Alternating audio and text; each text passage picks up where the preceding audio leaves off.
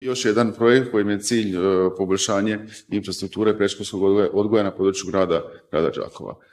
I grad Đakovo, kao i mnogi drugi gradovi i općine na području Republike Hrvatske, zadnjih godina snažnim koracima idu naprijed u pogledu povećanja kapaciteta predškolskih ustanova, znači dječjih vrtića.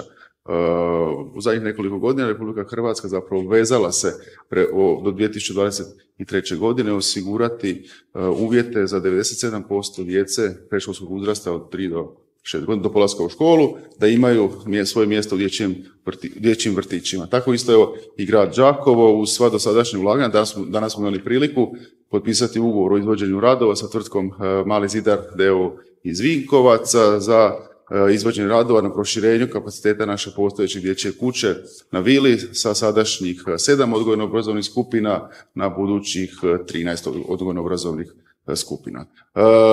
Od 2017. godine, kažem, snažno ulažemo u vrtiće praktički, gdje smo sa tadašnjih 12 skupina, danas smo već na 19, a završetkom ovog projekta, izgradnje dječjih vrtića na sjeveru, gdje su već gradovi poodmakli, izgradnjom dječjih vrtića dodatno još u Kuševcu, Budrovcima i u Selcima, gdje smo dobrim dijelom već i dobili ugovore o sufinanciranju od strane Europske unije. Povećat ćemo kapacitet na 35 odgojno-obrazovnih skupina, gdje bi nekih otprilike 700 djece trebalo biti smješteno u dječjim vrtićima kojima je osnivač grad Đakovo. Nekako mislimo da bismo na taj način i mi uspjeli ispuniti taj kriterij od 97% obuhvata djece da imaju svoje mjesto u dječjim vrtićima. Daj Bože da u godinama koje su pred nama bude još potrebe za dodatnim ulaganjima, da bude još više djece.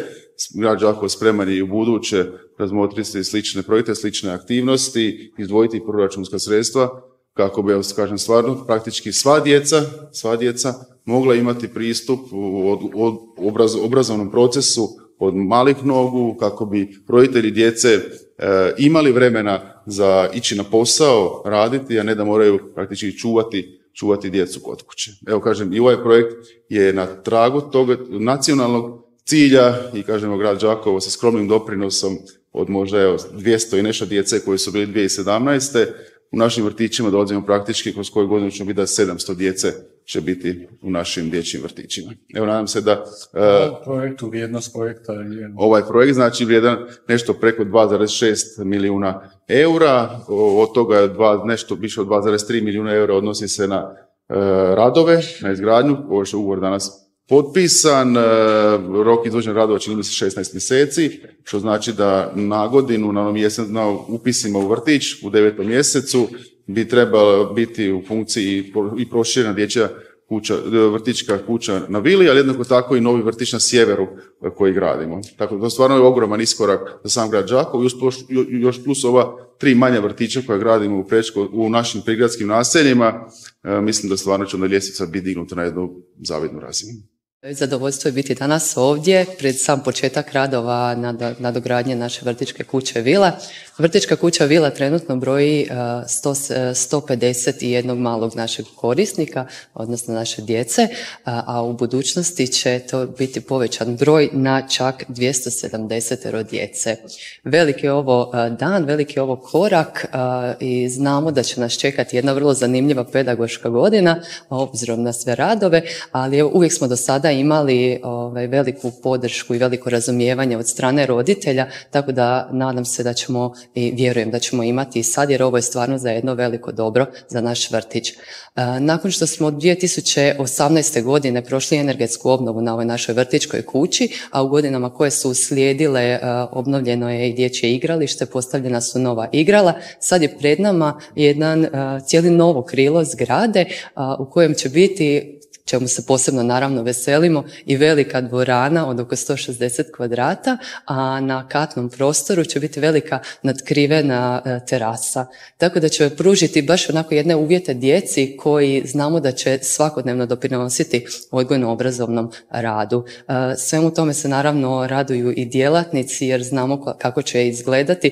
Mi se još živo sjećamo kako je izgledala naša vila tamo negdje prije energetske obnove, kakvi su to zidovi bili, Vili, to je neopisivo koliko su se promijenili prostorno-materijalni uvjeti i koliko je ta cijela zgrada oživjela. A sada u budućnosti oživjet će sa još većim brojem naših malih vedrih korisnika. Evo, već smo nestrpljivi da uđemo u radove, iako ih se naravno malo i pribojavamo, jer ipak su tu neki organizacijski zahtjevi, no mogu reći da smo mi iskusni s tim, jer evo svake godine, unazad par godina, prolazimo kroz nekakve projekte kojima se naš vrtić raste, kroz koje naš vrtić se razvija, koji doprinose prostorno-materijalnim, ali ne samo njima, nego već i ono što je jako bitno nama, sigurnosnim uvjetima boravka djece, tako da naša djeca sa svakim ovim korakom, sa svakim ovim projektom borave u sigurnijem vrtiću, u vrtiću u kojem je higijena podignuta na jednu znatno višu razinu, pa rado bih vam ja sad pričala i o drugim projektima koje smo do sada prolazili, možda samo evo ovako barem pokoju riječ. Naša vrtićka kuća Botić primjerice prošla je kompletnu obnovu kata. Naša kuhinja je sada povećana, proširena, novoopremljena, što naravno je bio preduvjet za sve ovakve projekte, jer prijašnje stanje nije omogućavalo uopće da se širimo, ali sada je i to nadograđeno unazad par godina. Imamo novu vrtićku kuću na Vili, tako da imamo iskustvo i sa novom vrtićkom zgradom, što ovo u neku ruku jest. Zatim je tu naš mali mažuranac kojem je obnovljen krov, kojem je uređena terasa, što ne smijem zaboraviti. Niz projekata kroz koje smo evo do sada prošli i opet evo hvala roditeljima koji su nas uvjetno rečeno trpili. Sada je opet novi projekt pred njima, evo jedva čekam da izađem pred njih i pred djelatnike i kažem im što je sve pred nama, što nas sve čeka. Već od danas ćemo pokrenuti suradnju sa izvođačima radova u smislu da se održi rad vrtića kroz trajanje, maksimalno održi naravno koliko god jer je to moguće, održi normalan rad u našem vrtiću, u našoj vrtićkoj kući Vila, kako bi što mirnije naši korisnici i prilazili zgradi i boravili u njoj, kako bi se održao naš vrtićki ritam. Ali evo vjerujem da ćemo imati takvu suradnju sa izvođačima radova, takvo razumijevanje i prilagodbu da zajednički evo i oni i mi u istom prostoru radimo svako svoj posao sa što manje ometanja i već se veselimo tome danu kada će doći naš upisni rok u iduću pedagošku godinu, odnosno pedagošku godinu za iduće svibanjske upise, ne sad ove pred nama, i stvarno se iskreno nadam i vjerujem da ćemo u tom trenutku moći zbilja upisati svu prijavljenu djecu, jer evo to bi bila zapravo projekcija od upisa prošle godine i pretprošle, gdje nam je ostajalo neupisano oko 70 djece za koju su roditelji predali zahtjeve za upis, a na godinu, znači ako bude se otprilike isti broj kao i ovih godina, to će znači zbilja da ćemo upisati na godinu svu djecu za koju roditelji budu tražili upis.